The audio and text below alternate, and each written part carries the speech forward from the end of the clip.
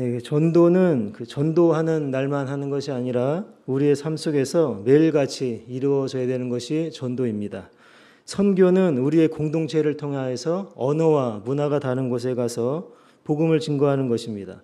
그러나 우리의 각자의 처소에서 매일과 같이 이루어져야 되는 것은 바로 전도라는 것이죠. 전도와 선교를 뺀 인생은 그리스도의 삶이라고 할 수가 없는 것입니다. 전도하고 선교하는 교회가 부흥하는 것이고 전도하고 선교하는 공동체가 하나님께서 기뻐하시는 공동체라는 것이죠.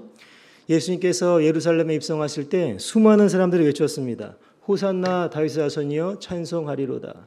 근데 그 옆에 있었던 바리새인들, 사두개인들은 그 소리가 듣기가 싫은 거죠. 그래서 예수님께 저 사람들 좀 조용히 시켜달라고 이야기했습니다.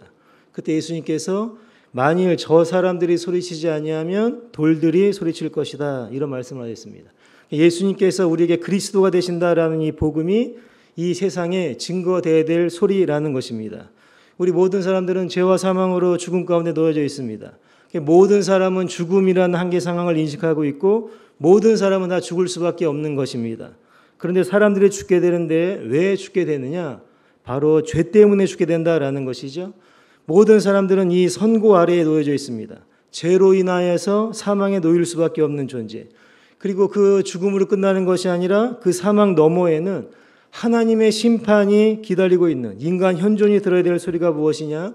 바로 우리를 구원하신 예수님께서 우리의 그리스도가 되신다라는 소리입니다. 예수님을 믿으면 죄와 사망으로부터 구원을 받고 하나님의 자녀가 될 수 있는 새로운 길이 열렸다고 하는 이 소리가 이 세상에 증거되어야 될 소리라는 것이죠. 로마서 10장 14절에 그런즉 저희가 믿지 아니하는 일을 어찌 부르리요 듣지도 못한 일을 어찌 믿으리요 전파하는 자가 없이 어찌 들으리요. 그러니까 이 세상 사람들이 예수님을 증거해 주지 않으니까 알 도리가 없다라는 것이죠. 하나님께서 이 세상 사람들을 구원하시는데 이 전도라고 하는, 예수님 믿으세요라고 하는 이 전도라고 하는 아주 단순하고 아주 심플한 방식을 통해서 세상 사람들을 구원하시기로 작정하셨다라는 것이죠.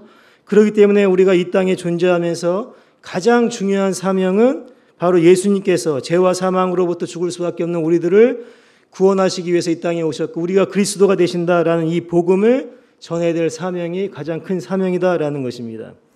요한 웨슬레이는 죽을 때 그 후배들을 다 모아놓고 이런 이야기를 했습니다. 당신들은 영혼을 구원하는 일 외에는 아무 말도 하지 마십시오. 전도하는 일에 시간을 보내십시오. 전도하는 일에 당신이 쓰이도록 살아가십시오. 당신이 이런저런 일들에 얼마나 많은 관심을 가지고 있느냐가 당신 인생에 중요한 것이 아닙니다. 당신이 최선을 다해서 영혼을 구원했느냐 못했느냐가 당신 인생에서 중요한 것입니다. 할 수 있는 대로 많은 죄인을 데리고 오시고 회개시키고 예수 믿고 구원받게 하십시오. 이 말을 하고 얼마 있다가 세상을 떠났습니다. 오늘날은 전도, 이 예수님께서 구원자가 되신다 이 말이 침묵이 된 시대가 되었습니다. 한국의 그리스도인들, 예수님 믿는 사람들이 얼마나 전도를 한가 한번 그 자료를 찾아보니까 예를 들어서 1000만 명이라고 했을 때 950만 명은 한 번도 예수님을 전한 사람이 없는, 경험이 없다라는 것이에요.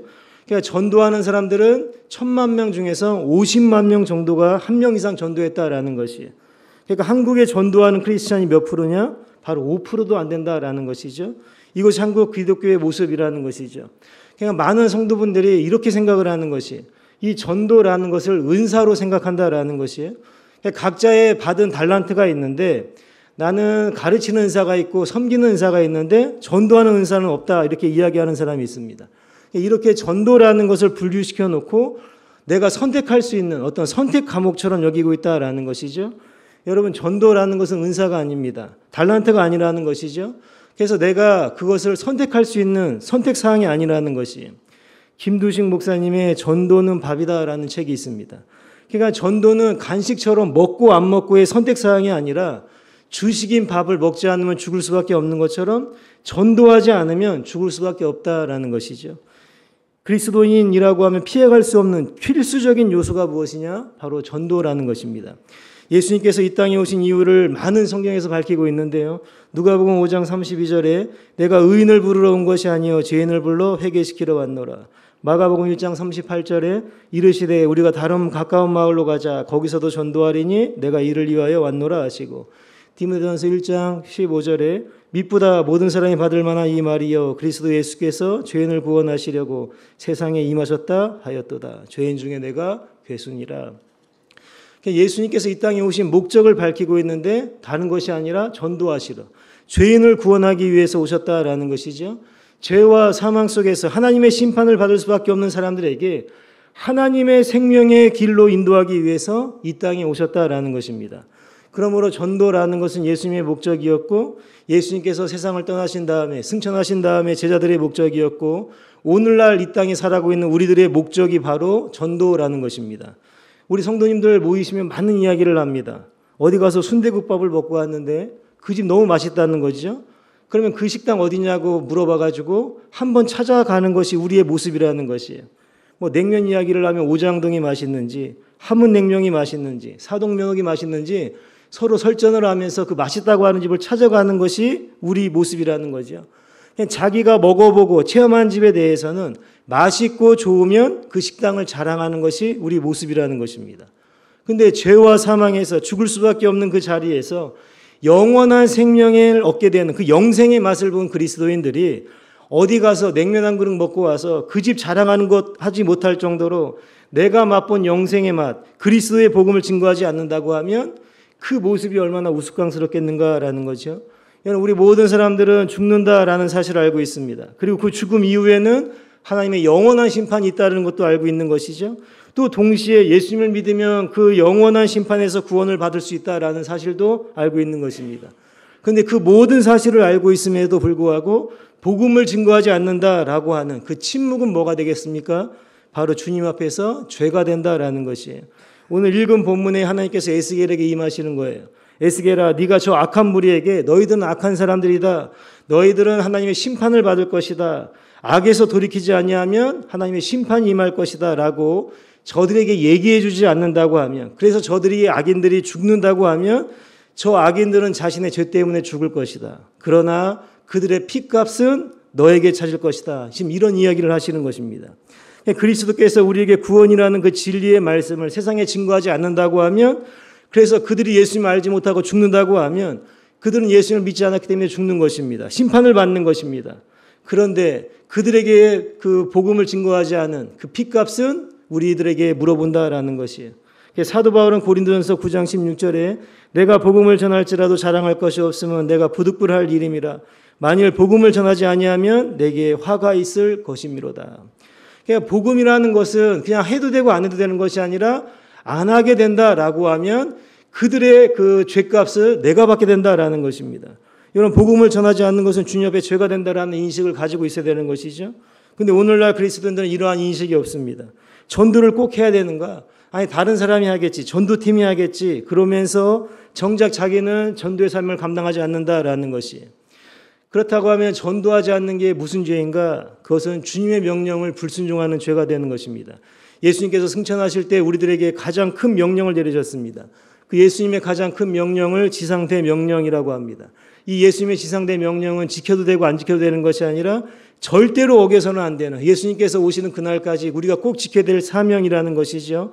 마태복음 28장 18절부터 보시면 예수께서 나와 일러 가라사대 하늘과 땅의 모든 권세를 내게 주셨으니 그러므로 너희는 가서 모든 족속으로 제자를 삼아 아버지와 아들과 성령의 이름으로 세례를 주고 내가 너희에게 분부한 모든 것을 가르쳐 지키게 하라. 볼지어다 내가 세상 끝날까지 너희와 항상 함께 있으리라 하시니라. 세상 끝날까지, 주님께서 오시는 그날까지 예수님께서 분부하신 모든 것을 가르쳐 지키게 해라. 아버지와 아들과 성령의 이름으로 세례를 주어라. 예수님께서 우리의 그리스도가 되신다라는 복음을 예수님께서 오시는 그 순간까지 증거하고 베풀어라. 그리고 그들을 세례를 주어라. 이것이 예수님께서 우리들에게 내리신 가장 큰 명령이라는 것이죠. 만약 내가 전도를 하지 않는다라고 하면 그것은 주님의 명령을 어기는 것이 된다라는 거죠. 여러분 직장생활 하시는데 만약에 직장에 갔는데 사장님이 내린 명령을 지키지 않으면 어떻게 되겠습니까? 궁금하신 분들 한번 해보시기 바랍니다. 불순종하는 사람들은 진급할 수가 없는 거죠. 여러분 군대에서 상관이 명령을 했는데 지키지 않으면 어떻게 되겠습니까? 그 자리에서 제명이 된다라는 것이에요. 왜 그렇습니까? 그 명령을 내는 권위를 부정하기 때문에 그렇다라는 것이에요. 예수님께서 나의 주인이 되신다, 주님이시다라고 하면 그 주인 대신, 주님이 되시는 예수님께서는 우리에게 명령을 내리실 수 있는 분입니다. 근데 내가 입으로는 주님 사랑합니다. 주님께서 나의 주인이 되십니다. 라고 입으로는 부르고 있는데 만약에 전도하지 않는다고 하면 그냥 말로만 주님이라고 예수님을 주인이라고 부르는 것이지 내 마음속으로는 그 주인 되신 예수님을 인정하지 않고 있다라는 것이죠. 최근에 제 막내딸이 어느 유튜브 영상을 하나 보고 왔나 봅니다. 내용이 뭐냐면 어느 편의점에 할아버지가 들어오셨어요. 그러니까 그 직원이 인사하겠죠. 어서 오세요. 이렇게 인사하겠죠.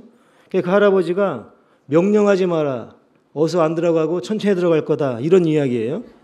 이 딸이 학교를 갔다 오면 제가 월요일이나 집에서 쉬고 있을 때 어서 와 이렇게 얘기할 거 아니에요.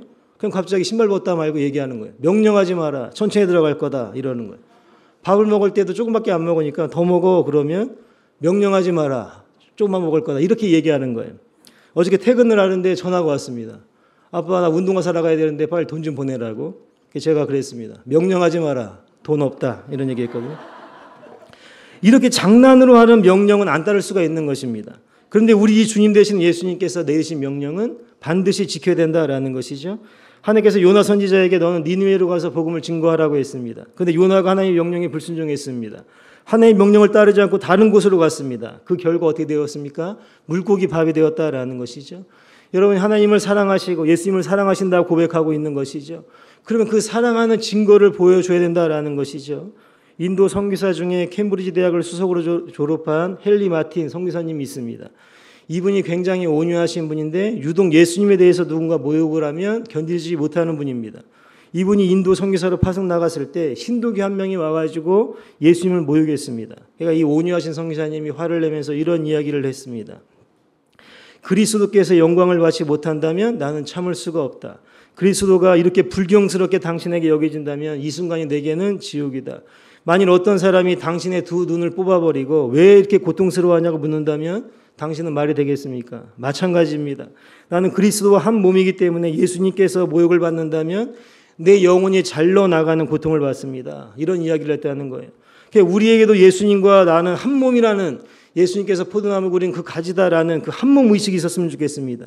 예수님께 나의 머리가 되시고 나는 머리 대신 예수님의 심장이고 손과 발이다. 그래서 예수님께서 원하시는 그 마음을 품고 예수님께서 원하시는 사역을 감당한다. 이러한 마음이 있었으면 좋겠습니다. 예수님께서 우리에게 내리신 명령은 하나입니다. 바로 전도라는 것이죠. 미국에서 실제로 있었던 일입니다. 어떤 사람이 부둣가를 걸어가고 있으면서 바다를 구경하고 있는데 너무 아름다웠는지 그걸 심취하다가 바다에 빠졌습니다. 그 옆에는 다른 청년이 한 명 있었고 또 그 옆에는 밧줄도 있었고 튜브도 있었습니다. 근데 이 청년이 빠져 죽는 것을 구경만 하면서 그 물에 빠진 사람이 살려달라고 하는데 결국 외면해 버려서 그 바다에 빠진 사람은 죽었습니다. 나중에 이 사실을 알게 된 유가족들이 그 옆에 있는 청년들을 상대로 고소했습니다. 그 결과 이 청년은 방조죄로 형사 입건되었습니다. 여러분 그리스도인이라고 하면 한 가지 분명한 진리를 알고 있습니다. 그것은 모든 인간은 죄와 죽음에서 죽을 수밖에 없다라는 것이죠. 그리고 그 뒤에는 하나님의 심판이 기다리고 있다라는 사실입니다. 모든 사람의 죽음을 하나님의 심판대 앞에 걸어가고 있는데 우리는 예수 그리스도의 생명줄을 붙잡고 있습니다. 이 생명줄을 붙잡고 있으면서도 그 죽음과 심판으로 빠져가는 사람들에게 예수 그리스도라는 이 생명줄을 던지지 않는다고 하면 주님 앞에서 그들을 죽어가는 것으로 내버려둔 방조죄에 해당된다라는 것이죠. 요한은 우리에게 이렇게 이야기했습니다. 요한일서 5장 22절에 아들이 있는 자에게는 생명이 있고 하나님의 아들이 없는 자에게는 생명이 없느니라. 그러니까 아들이 없는 예수 그리스도를 믿지 않고 살아가다가 하나님의 심판의 진노가 그 머리 위에 머무르고 있는데 이 세상을 떠나가는 날 그 하나님의 진노가 그 머리 위로 떨어진다라는 것입니다. 그런데 이 사실을 알고 있으면서도 사람들에게 예수 그리스도를 증거하지 않는다라는 것은 그 사람을 죽음으로 방조한 그 죄가 성립된다라는 것이죠. 여러분 한번 상상해 보십시오. 여러분들이 천국에 가셨는데 거기에 구원받지 못한 사람이 하나님의 심판대 앞에 서 있다라는 것을 상상해 보십시오. 너무나도 두려워서 고통에 일그러진 그 얼굴을 보게 될 때. 근데 그 사람들이 내가 아는 사람, 부모, 형제, 자매, 친척들, 친구들을 발견했을 때 근데 생각해 보니까 내가 이 땅에 살아가면서 그들에게 복음을 증거하지 않았다라는 그 사실을 내 양심이 증언하고 있을 때 한번 그 생각을 한번 해보시라는 것이죠. 여러분이 주님을 나의 구원자로 고백을 하고 주님을 나의 주인으로 섬긴다고 하면 그 사랑의 징표가 있어야 된다라는 것입니다. 요한복음 14장 21절에 나의 계명을 가지고 지키는 자라에 나를 사랑하는 자니 나를 사랑하는 자는 내 하나님 아버지께 사랑을 받을 것이요 나도 그를 사랑하여 그에게 나를 나타내리라. 예수께서 대답하여 가라사대 사람이 나를 사랑하면 내 말을 지키리니 내 아버지께서 저를 사랑하실 것이요 우리가 저에게 와서 거처를 저와 함께 하리라. 우리가 교회에 오면 주님 사랑합니다. 지존하신 주님께 찬양 예배드립니다. 이렇게 고백을 합니다. 그러면 우리가 사랑한다라고 하는 그 말을 증명을 해야 된다라는 것이죠. 여러분 우리가 누군가를 사랑한다, 결혼을 하거나 그러면 어떻게 합니까? 그 사랑의 증표를 준다라는 것이죠. 하나님께서 이 세상을 사랑해서 독생자 예수 그리스도를 보내주셨습니다. 만약에 그 증표가 없었다고 하면 하나님의 말씀은 거짓말이 되는 것이죠. 근데 하나님께서 우리를 사랑하신다라는 그 말씀은 증명이 되었습니다. 독생자 아들 예수 그리스도를 이 땅에 보내주셨죠. 그리고 독생자 예수 그리스도를 통하여서 우리를 모든 죄에 그 독생자 예수 그리스도께 다 짊어지게 하시고 십자가에서 죽임을 당하시게 하셨습니다. 내가 받아야 될 조롱과 멸시와 채찍을 독생자 아들이 담당하셨습니다. 그리고 우리의 죄를 사해 주셨습니다. 그 결과 우리는 하나님의 자녀가 되었고 그 증표로 우리 안에 성령께서 역사하시면서 나아가 주님을 증거할 수 있다라는 것이죠. 그러니까 하나님께서 우리를 사랑하신다라고 하는 그 말씀은 증명이 되었다라는 것이죠. 그렇다고 하면 오늘을 살아가는 우리들에게도 주님 사랑합니다. 주님께서 우리의 구원자가 되시고 나의 주님이 되십니다라고 고백한다고 하면 우리들에게도 그 증표를 보여줘야 된다라는 것이죠. 예수님을 믿는다고 하면서 예수님께서 우리의 구원자라는 사실을 증거하지 않는다고 하면 내게는 예수님을 사랑한다는 증거가 없다라는 것입니다. 어떤 분들은 말씀할 때 나는 사람들을 만나면 부끄러워서 말을 잘 못해요. 예수님 믿으라는 소리를 못하겠어요. 이렇게 말씀하시는 분들도 있는데요.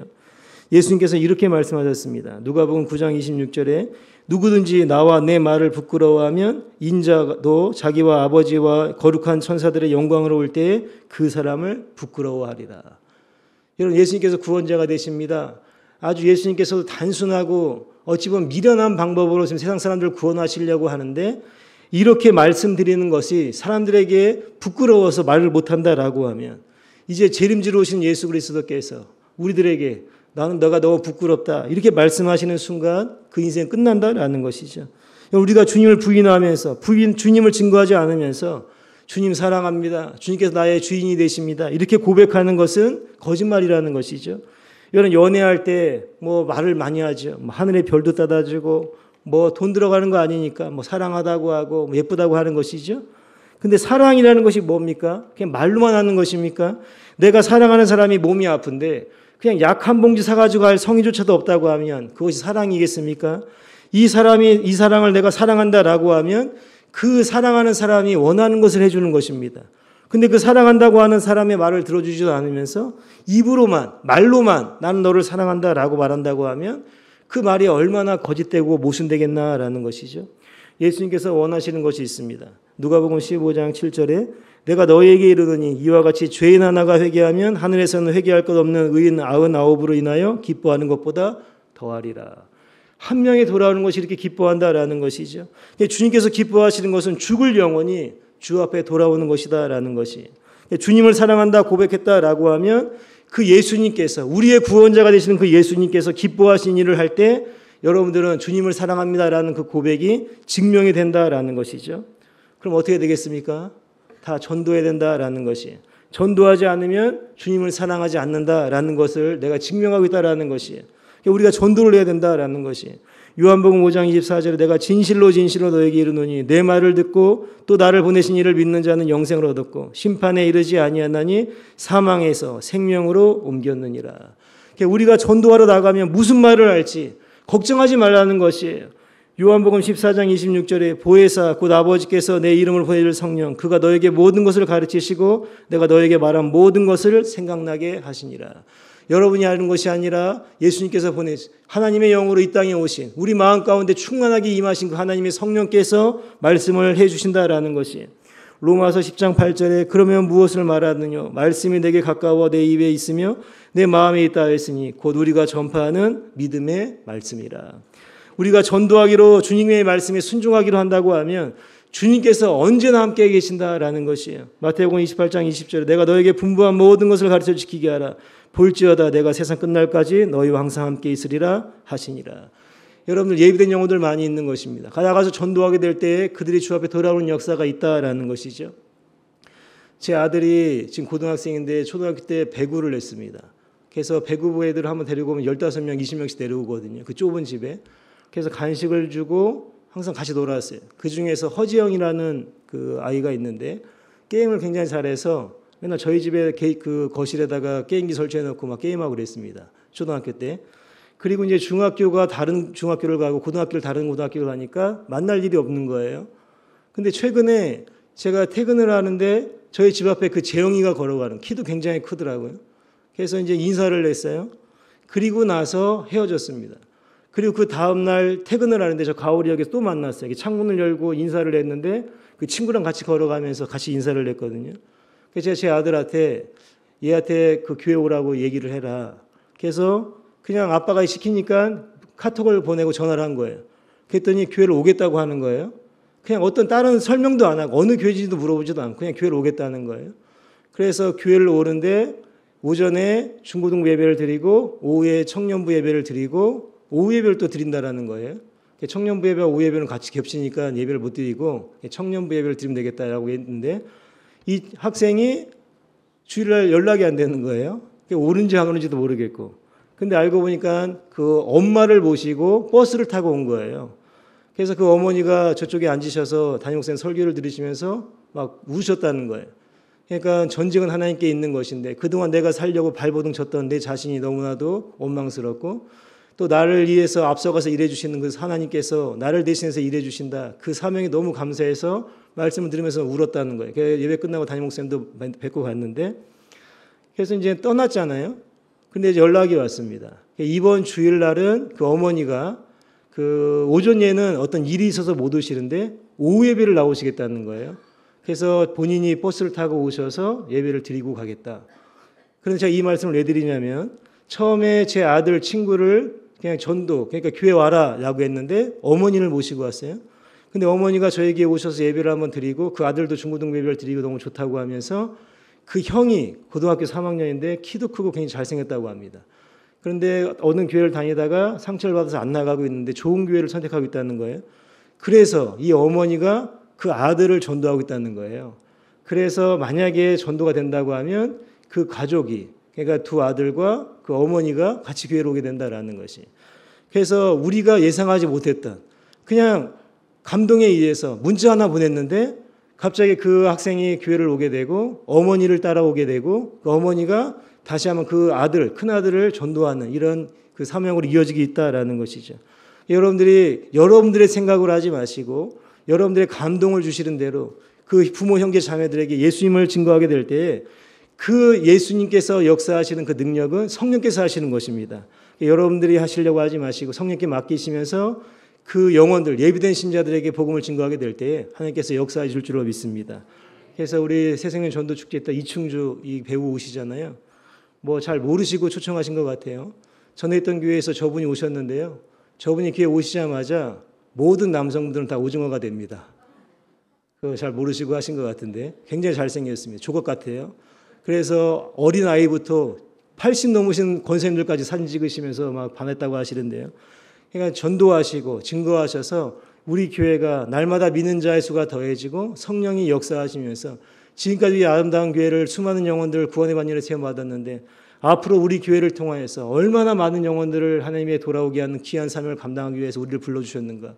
그래서 우리 어린 생명부터 일주일 내내 우리 아이들 한 번도 빠지지 않고 나와서 기도하시고 또 이렇게 하나님의 은혜를 구하시는데 이 아름다운 교회에서 수많은 영혼들이 구원받고 하나님께 예배드리고 찬양하게 될 때 하나님께서 얼마나 기뻐하시겠는가. 이 마음을 기억하시면서 날마다 기도하시고 전도하셔서 하나님 기뻐하시는 사명을 잘 감당하시는 모두가 되시기를 주의 이름으로 축원드립니다.